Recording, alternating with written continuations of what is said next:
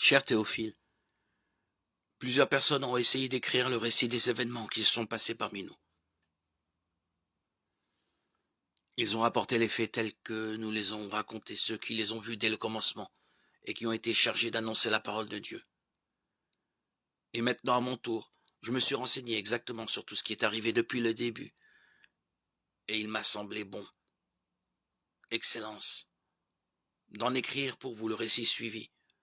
Je le fais pour que vous puissiez reconnaître la vérité des enseignements que vous avez reçus.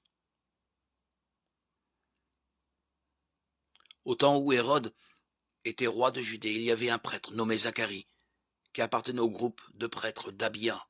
Sa femme s'appelait Élisabeth et était une descendante d'Aaron le grand prêtre.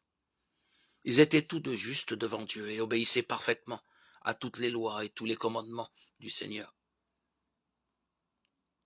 Mais ils n'avaient pas d'enfants, car Élisabeth ne pouvait en avoir.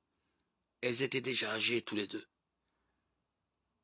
Un jour, Zacharie exerçait ses fonctions de prêtre devant Dieu, car c'était au tour de son groupe de le faire, selon la coutume des prêtres.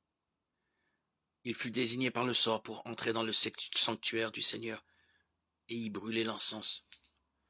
Toute la foule des fidèles priait au dehors à l'heure où l'on brûlait l'encens.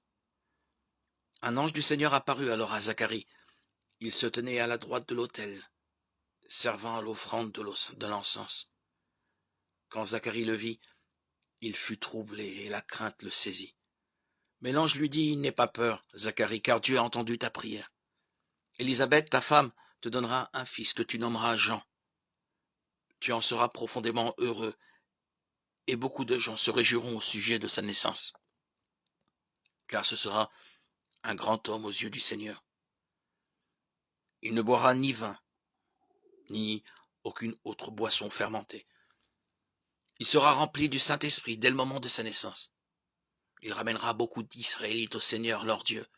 Il s'avancera lui-même devant Dieu avec l'esprit et la puissance du prophète Élie, pour remettre d'accord les pères avec leurs enfants et ramener les désobéissants à la sagesse des hommes justes.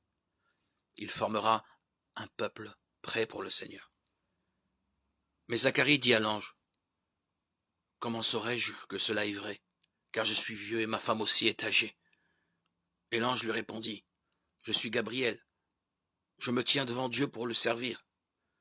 Il m'a envoyé pour te parler et t'apporter cette bonne nouvelle. Mais tu n'as pas cru à mes paroles, qui se réaliseront pourtant au moment voulu. C'est pourquoi tu vas devenir muet et tu seras incapable de parler, jusqu'au jour où ces événements se produiront. »